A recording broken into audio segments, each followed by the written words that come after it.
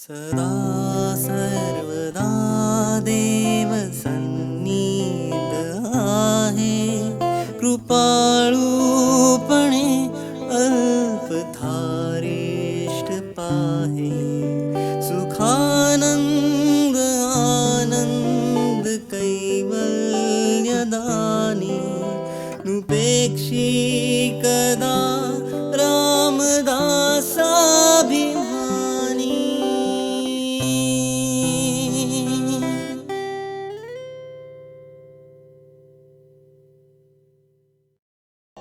जय जय रघुवीर समर्थ. सगळ्यांच्या आत असणाऱ्या आत्मारामाला माझा नमस्कार. तुमच्या गुरूंना माझा नमस्कार आणि तुमच्यासारखी महान आत्मे निर्माण करणारा तुमच्या आई वडिलांना माझा नमस्कार. समर्थांनी सांगितलेल्या नवविधा भक्तीचं आपण वर्णन करतोय. आपल्या 3 भक्ती संपल्या आणि आज आपण 4थ्या भक्तीकडे वळतोय. दशक 4 समास 4 पादसेवन भक्ती. ही या भक्तीचं जर हिरो जर पाहायचा असेल तर ती लक्ष्मी माता आहे. मुख्य डोळ्यासमोर आणा, क्षीरसागर आहे. क्षीरसागरामध्ये शेषाच्या आसनावर पहुडलेले भगवान विष्णू आहेत. आरामात पहुडले आहेत. शेषाने वरती फणा धरलेला आहे आणि लक्ष्मी माता पाय चेपतात आहे, पाय दाबून देतात आहे. मी लहानपणी जेव्हा माझी आजी मला सांगायची ही गोष्ट, तेव्हा मला असं वाटायचं की लक्ष्मी मातेला दुसरं काही कामच नाहीये. दिवस रात्र काय झोपून राहायचं आणि पाय दाबून घ्यायचे, हा माझा प्रश्न असायचा. आजीला मी मोठी आई म्हणायची. मोठी आई म्हणायची, तसं नाही बेटा, गुरुच्या जवळ जाणं, त्याला काय हवं आहे हे पाहणं ही सेवा झाली. आणि त्याच्या चरणाची सेवा ही जेव्हा घडते, ही जेव्हा ज्याला घडते, तेव्हा त्याला सगळ्यात जास्त लाभ होतो. मग याच्यावरती गोष्ट सांगायची की बघ, श्रीकृष्णाकडे अर्जुन आणि दुर्योधन युद्धाच्या आधी गेले होते. श्रीकृष्ण झोपलेला होता. दुर्योधनाला वाटलं आपण कसं काय याच्या पायाजवळ बसायचं. तो आला आणि त्याच्या डोक्याशी बसला. नंतर अर्जुन आला आणि त्याच्या पायाशी बसला. डोक्याशी बसणाऱ्याला कमी मिळतं आणि पायाशी बसणाऱ्याला पहिल्यांदा मिळतं. श्रीकृष्णाची नजर पहिल्यांदा पायाकडे गेली. पायाशी बसलेल्या अर्जुनाला त्याने विचारलं, मी तुला सगळ्यात पहिल्यांदा पाहिलं, तुला काय पाहिजे? तर अर्जुनाला जे हवं त्याने मागून घेतलं. दुर्योधनाला जे हवं ते दुर्योधनाने मागून घेतलं. ही चरणाची सेवा करताना मिळालेलं फळ आहे. चरणाचं, या चरणाचं वर्णन जेव्हा आपण पाहतो तर मला असं लक्षात आलं की सगळ्या संतांनी चरण सेवा सांगितली. सगळे संत. काल रात्री मी तेच ढुंढाळत बसली होती की कोण कोण काय म्हणताय. तर प्रत्येक जणाच्या अभंगात, मीरेपासून कबीरापासून तुकाराम महाराज, ज्ञानेश्वर माऊली, जनाबाई, सगळ्यांच्या ह्याच्यात चरण सेवा सांगितली आहे, गुरुची सेवा सांगितली आहे. जर सगळे संत एकमुखाने चरण सेवा सांगतात आहे, तर त्या चरण सेवेचं महत्व किती असेल हे आपल्या लक्षात आलं पाहिजे. याचं उत्तम उदाहरण लक्ष्मी मातेनंतर भरताच आहे. राम वनवासात चालले गेले. भरत त्यांना परत आणण्यासाठी गेलेत. राम परत नाही आले. रामाने आपल्या दोन्ही चरणपादुका भरताला सोपवल्या. भरताने त्या हे दोन्ही पादुका आपल्या डोक्यावर धारण केला आहे. बघा, आपल्या ऋषी मुनींना एकेका गोष्टीतून आपल्याला काय सांगायचं हे कथेच्या मार्फत आपल्याला सांगत असतात. चरण पादुका डोक्यावर मिरवायच्या असतात. आपण जेव्हा त्या डोक्यावर घेतो तेव्हा आपला अहंकार गळून पडतो. सब जगत तू ही तू, मैं नाही. कबीर म्हणतात ना, जिथं देखू तिथं तू, तूच परमेश्वरा, तूच. भरताचं चरित्र रामायणात खूप कमी आलेलं आहे. जसं रामाचं चरित्र तिकडे चाललं होतं तसं इकडे भरताचं पण चरित्र चाललं होतं. नंदीग्राम मध्ये भरतानी त्या पादुकांची स्थापना केली, किंवा नंदीग्राम मध्ये राहिला आणि सिंहासनावर स्थापना केली. पादुकांना विचारून राज्य कारभार केला. केवढं मोठं. एखादा जर कठीण निर्णय घ्यायचा असेल तर त्या पादुकांना विचारून घेतला जायचा प्रत्येकच निर्णय.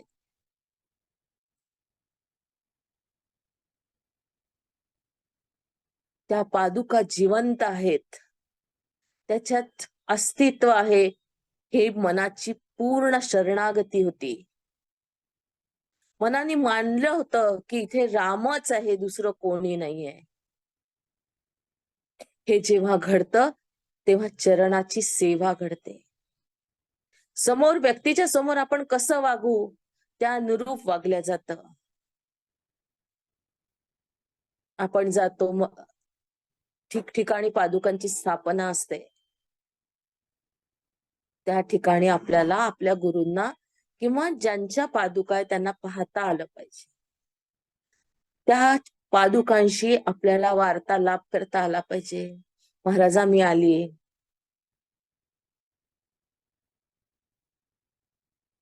तुम्हाला काय सांगायचे संसारातले प्रॉब्लेम, काय सांगायचं? आपण जेव्हा आईजवळ जातो तेव्हा पूर्ण उघड होतो, आडपडदा नसतो. ते आपल्याला सांगता आलं. याचं दुसरं अजून एक उदाहरण भरताबरोबरच ब्रह्मानंद महाराजांचं आहे. गोंदवलेकर महाराजांचे शिष्य. आत्ताच रामपाठ वाचला, म्हटला. गोंदवलेकर महाराज गोंदवल्यापासून पंढरपूरला जायला निघाले. रस्ता खूप दूरचा. गाडी केली होती, छोटीसा छकडा जो म्हणतात, छोटी गाडी, बैलगाडी. पण बैलगाडीमध्ये पुष्कळ जण बसू शकतात, पण छकड्यात नाही बसू शकत. दोघच जण बसता येतं. महाराज जाऊन बसले. समोर गाडीवाला होता आणि त्यांच्याबरोबर येणारा एक कोण भाविक होता, साधक होता, तो जाऊन बसला महाराजांना टेकून. जागा नव्हती. ब्रह्मानंद महाराजांना म्हणाले, महाराज की तू ये, मी तुला थोडीशी जागा करून देतो. ब्रह्मानंद महाराज म्हणाले, नको, मी येतो महाराज, चालत येतो. गाडी धावत होती. ब्रह्मानंद महाराज त्याच्या मागे धावत होते. 12 वाजताचं ऊन होतं. जमीन तापली होती, पाय भाजत होते. महाराज कनवाळू आहे. कुठली आई आपल्या बाळाचं दुःख पाहू शकत नाही. महाराजांनी आपल्या पायातल्या दोन्ही पादुका काढल्या आणि ब्रह्मानंद महाराजांकडे फेकल्या. ब्रह्मानंद महाराजांनी वरच्या वर त्या झेलल्या. त्यांना महाराज म्हणाले की ब्रह्मानंदा पायात घाल, तुझे पाय भाजणार नाहीत.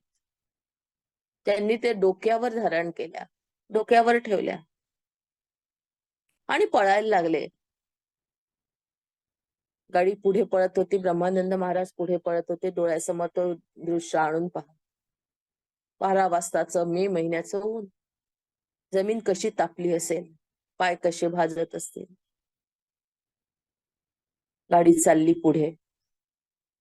ब्रह्मानंद महाराजांनी दोन्ही पादुका डोक्यावर पकडल्या.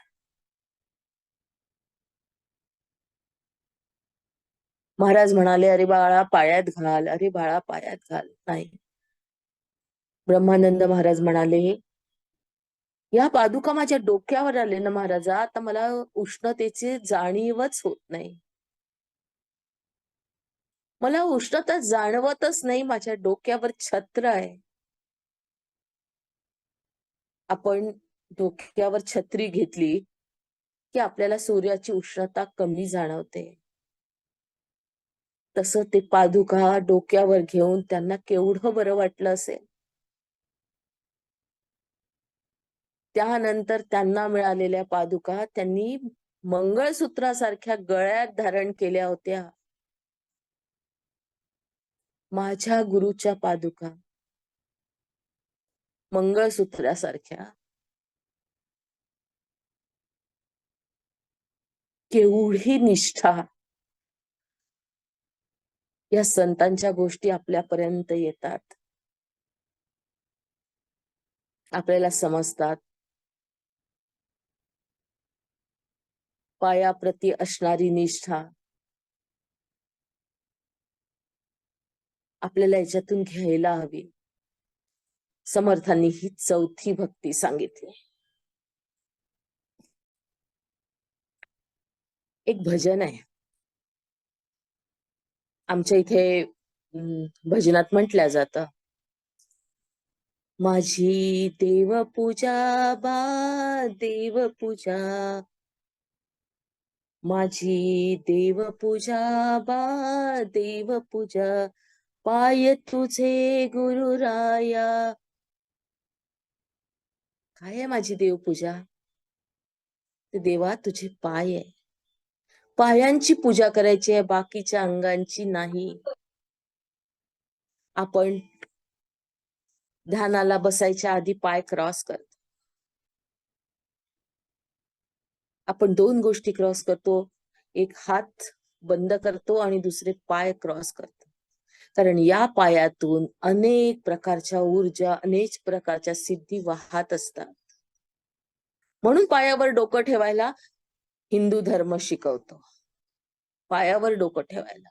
आपला अहंकार तर गळूनच पडतो, पण त्या पाय जर तेवढ्या तोडीची असेल तर त्याच्यातून मिळणारी ऊर्जा आपलं जीवन बदलून टाकते. गुरुचरणाची माती तेची माझी भागीरथी, गुरुचरणाची माती तेची माझी भागीरथी, गुरुचरणाचा बिंदू तोची माझा क्षीर सिंधू. बघा, या जो कोणी साधक असेल, ज्यांनी कोणी हे लिहिलं असेल, याचं नाव नाही आहे इथे, पण यांनी काय लिहून गेला. गुरुचरणाचे ध्यान तेची माझे संध्या स्नान. मला स्नान करायची गरजच नाहीये. मी माझ्या गुरुचे पाय आठवले. स्नान काय करतं? तर शरीराची शुद्धता करतं. आणि गुरुचरणाचं ध्यान काय करतं? तर मनाची शुद्धता करतं. मनाला पूर्ण लीनतेकडे वळवतं. पूर्ण लीनता. शेवटी म्हणतात, शिवदिन केसरिया पायी सद्गुरु वाचून दैवत नाही. या पायाची भक्ती केल्याने काय काय होतं हे अनेक संतांनी अनेक अभंगात लिहून ठेवलाय. मीराबाई लिहितात, चरण रज महिमा मै जानी. पायाची धूळ, चरण रज पायाला चिपकलेली धूळ, त्या धुळीचं तरी किती भाग्य की त्या सद्गुरूच्या पायाला ती चिपकली आहे, त्या कान्हाच्या त्या पायाला चिपकली आहे. याही चरण से गंगा प्रगटी, भगीरथ कुल तरणी. शंकराच्या पायातून गंगा प्रगटली, भगीरथाचं कुळ तारून न्यायला. ह्याचा महिमा बघा. प्रत्येक संत वर्णन करतो. याही चरण से विप्र सुदामा, हरि कंचन धाम दिन्ही. चरणाची सेवा. इथे श्रीकृष्णाने विप्र सुदामाचे पाय धुतलेले आहेत. बघा कसं होतं की जेव्हा आपण त्या प्रभूला शरण जातो तर प्रभू आपल्या आत प्रवेश करतो. प्रभूनी धुतले आपल्या भक्ताचे पाय. तशीच गोष्ट रामायणात आहे. रामाला पैलतीरावर जायचं होतं. नावाडी म्हणाला की मी नाही घेऊन जाणार. का रे बाबा, का नाही नेणार? तर मग असं ऐकलंय की तुमच्या पायाचा स्पर्श होताच दगडाची बाई होते, ऋषी पत्नी होते. आणि माझ्या जर या बोटीला तुमचे पाय लागले आणि त्याची बाई झाली तर माझ्या घरी एक बायको आधीच आहे, तिची पोरं आधीच आहे, दुसरी बाई मी ठेवू कुठे? तिला खाऊ काय घालावं? मी तुम्हाला नेत नाही, मी सीतामाईला आणि लक्ष्मणाला नदीच्या पल्ल्यात नेऊन देतो. रामाने विचारलं, हे केवटा, मी काय करू म्हणजे तुम्हाला पार करून देशील? तर केवट म्हणाला, तुमच्या पायाला जी धूळ लागली आहे ना, ती मी माझ्या हाताने स्वच्छ धुवून देतो. म्हणजे तुमच्या पायाला धूळच राहणार नाही, माझ्या नौकेची बाई होणार नाही. हो नाही करता करता रामराया तयार झाले. कारण रामाच्या चरणांची सेवा, एका चरणाची सेवा सीतामाई करायची आणि एका चरणाची सेवा लक्ष्मण करायचा. त्या दोघांमध्ये हा टपकला तिसरा. रामाने दोघांकडे पाहिलं. ते म्हणाले, बाबा आपल्याला तर जायचंय नदीच्या पार, काय करायचं? अडला हरी आणि गाढवाचे पाय धरे. दोघांनी संमती दिली. मोठी परात आणल्या गेली लाकडाची. रामाच्या पाय त्याच्यात ठेवल्या गेले. तिथूनच गंगेचं जल आणल्या गेलं आणि पाय धुतल्या गेले. स्वच्छ पाय धुतल्या गेले, चोळून चोळून पाय धुतल्या गेले.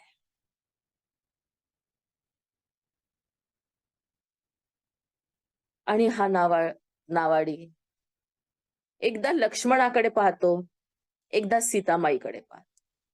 खिजवायचं ना की बघा तुमच्यामध्ये सारखा मी पण आहो, मला पण ही सेवा प्राप्त झाली आहे. का पाहत होता तो त्या दोघांकडे? तर त्याच्या पूर्वायुष्यात, मागच्या जन्मात तो एक कासव होता क्षीरसागरात.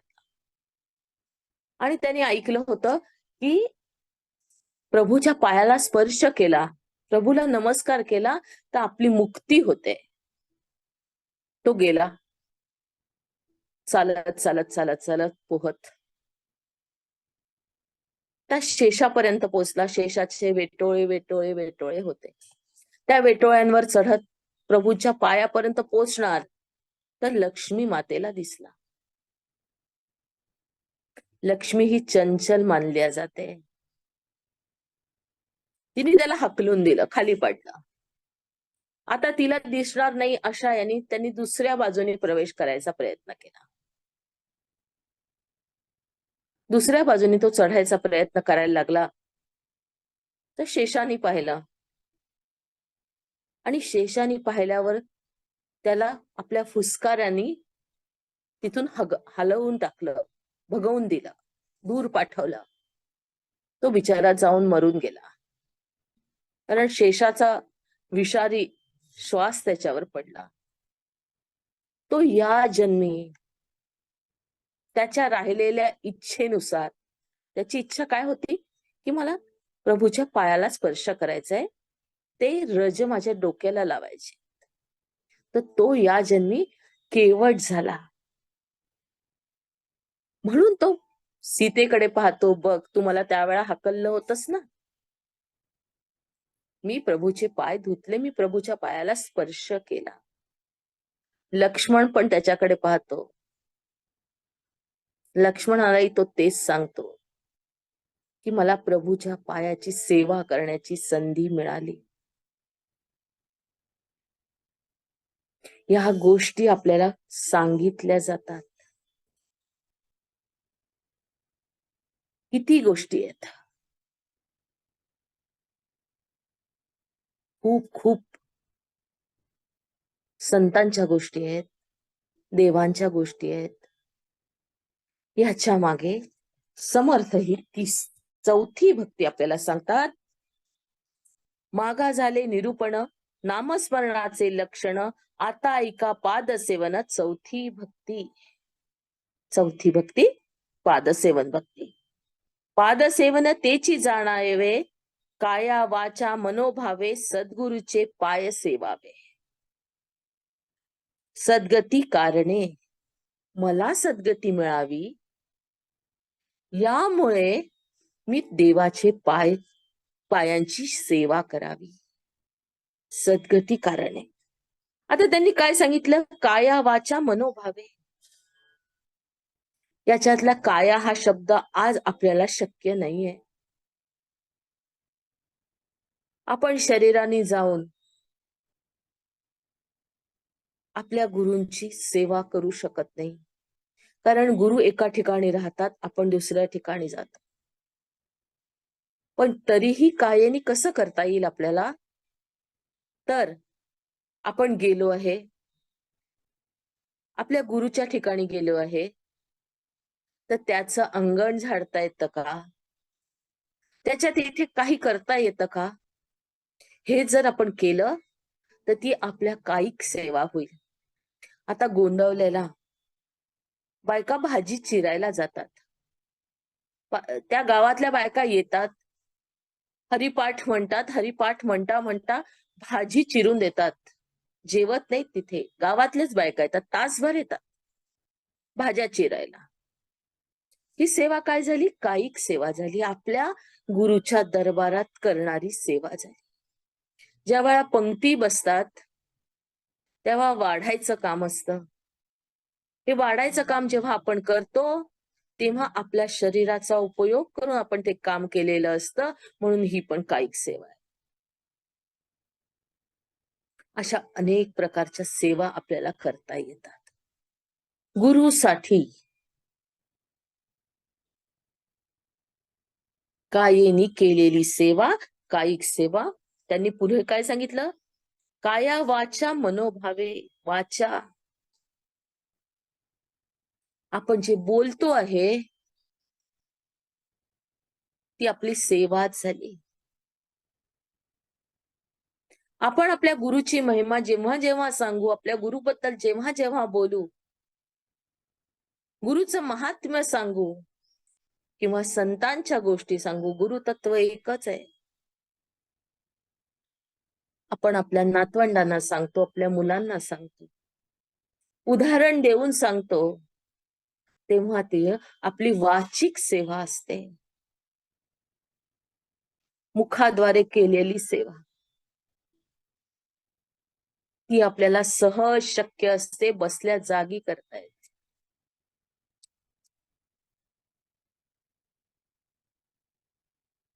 आपल्या घरी बायका येतात, आपण चर्चा करतो, त्यापेक्षा एखादा विषय घेऊन किंवा एखादी अडचण आली असेल तर या ठिकाणी आपले गुरु काय केले असतं, गुरूंचं मार्गदर्शन काय मिळालं असतं, या बाबतीत आपण जेव्हा चर्चा करू ती वाचिक सेवा होईल. तिसरी आहे मनोभावे, मनाने केलेली सेवा. मनाने सेवा तर आपण नेहमीच करतो. आपण ध्यानात जातो, आपल्या गुरुला पाहतो, पायांना अभिषेक करतो, मानस पूजा करतो. ही मानस पूजा म्हणजेच मनाद्वारे आपल्या गुरूंची केलेली सेवा.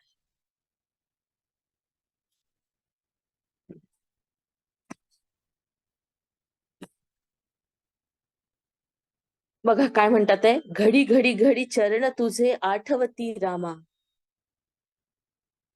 आठवण करणं, मनातून आठवण करणं, एखाद्या गोष्टीची आठवण करणं. कशी करायची ती आठवण? घडी घडी घडी तीनदा म्हटलंय, एकदा नाही. आपण जेव्हा एकच शब्द डबल डबल डबल वापरतो, दुसऱ्यांदा म्हणजे त्याचं रिपिटेशन करतो, जेव्हा तो पुनरावृत्ती करतो, तेव्हा तो त्याच्यामधलं सामर्थ्य वाढतं. नको जाऊ किंवा नाही नाही नाही देणार. दोन न आले, दोनदा आले, नाही नाही म्हणजे बिलकुलच नाही. इथे काय म्हणतात, घडी घडी घडी चरण तुझे आठविती रामा. ही नदी न आस तुझी पूर्ण काम आम्हा. माता तात भ्रात नाथा तुची एक पाही. केशव म्हणे करी दया शरण तुझे पायी. तू आमचा माता आहे, पिता आहे, भ्राता आहे, नाथ आहे. तू जे म्हणशील ते नातं या जगातलं ते तूच आहे आमचं, दुसरं कोणी नाही. म्हणजे पूर्ण शरणागती. मला जर या संसारात तुझ्याशिवाय दुसरं कुठलंही नातं मानायचं नसेल तर माझ्या मनाची शरणागती, मनाने केलेली सेवा. काय करायची सेवा? तर त्या रामाला सतत आठवायचं. सोपं आहे का हे? नाहीये. आपण राम सोडून सगळं सतत आठवतो. आपल्या आयुष्यात राम हा शब्द आपल्या दिवसातून कितीदा येतो? राम म्हणजे राम नाही, आपले गुरु देखील. आपण ज्यांना सर्वस्व मानतो, आपण मानतो पण आपल्या कृतीत नसतं. आपल्याला जेव्हा लागतं, दुःख होतं, शरीराला वेदना होतात, मनाला वेदना होतात, तेव्हा आपण गुरुरायाला शरण जातो. आनंदात आठवण सुद्धा नसते. म्हणून कुंतीने दुःख मागून घेतलं बघा. तिने श्रीकृष्णाकडे मला दुःख दे असं मागितलं. का मागितलं? तर तुझी आठवण मला सतत राहावी म्हणून. आपण म्हणतो मला दुःख बिलकुल नको, माझ्या वाट्याला पण येऊ नको, माझं एक अंगठ्याचं बोट देखील दुखू नको. कारण ते दुखलं तर मी नाराज होते, मला वेदना होतात. पण ही वेदना जर मला रामाला आठवत असेल, ही वेदना मला जर रामाकडे घेऊन जात असेल, तर ती वेदना चांगली नाही का?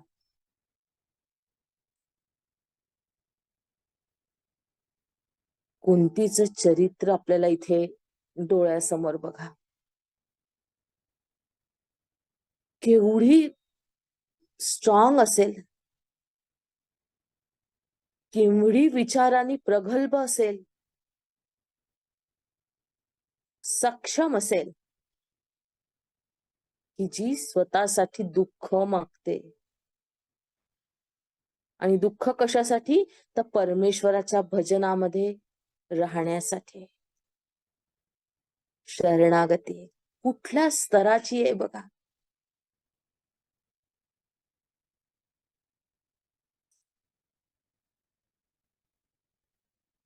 सोडू नये तुझे स्मरण ऐसे करी माझे मन.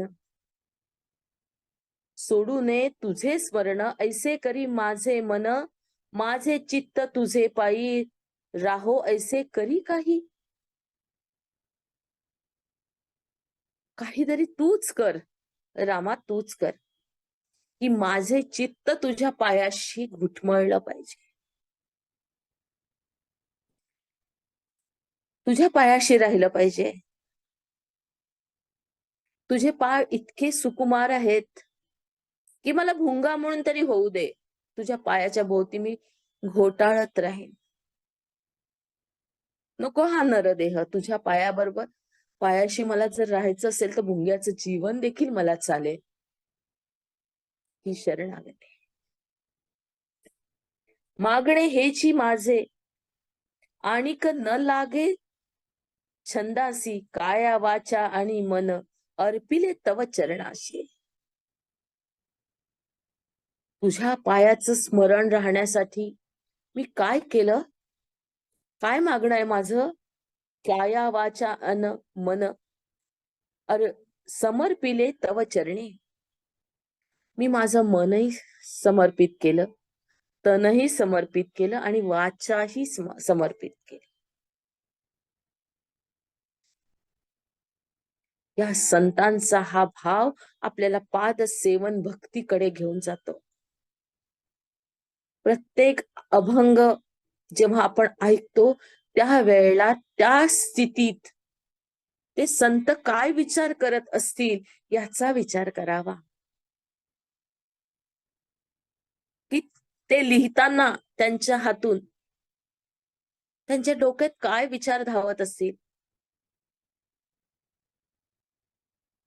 त्यांचं मन किती आनंदाने भरलं असेल किंवा किती उत्सुकता लागली असेल आपल्या प्रभूला भेटायची, तळमळ लागली असेल, ह्याचा प्रत्यय आपल्याला एकेका अभंगात येतो.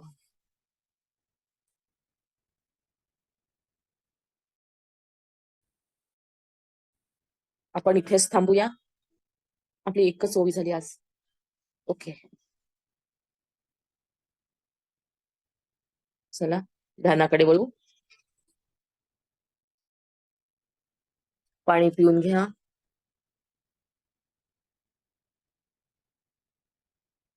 पाय एकावर एक ठेवून घ्या.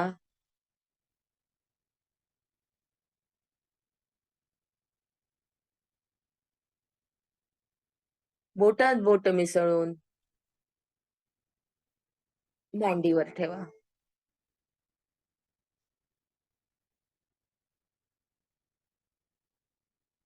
डोळे अलगद बंद.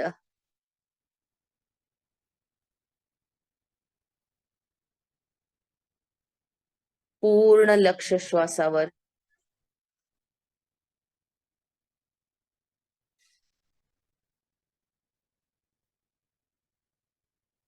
श्वास आत, श्वास बाहेर.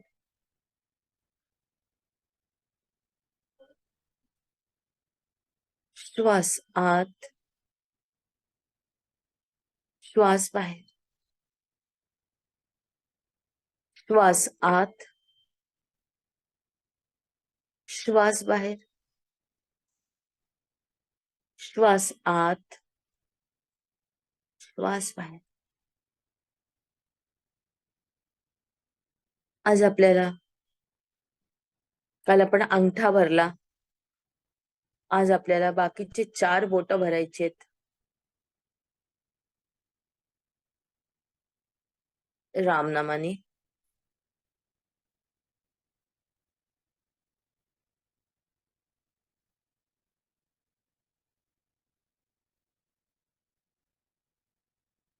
श्वास हळूहळू सुरू आहे. श्वासाकडे लक्ष.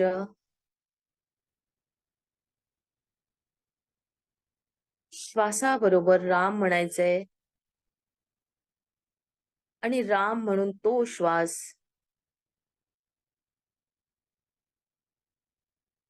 पायाच्या तर्जनीमध्ये नेऊन ठेवायचा आहे.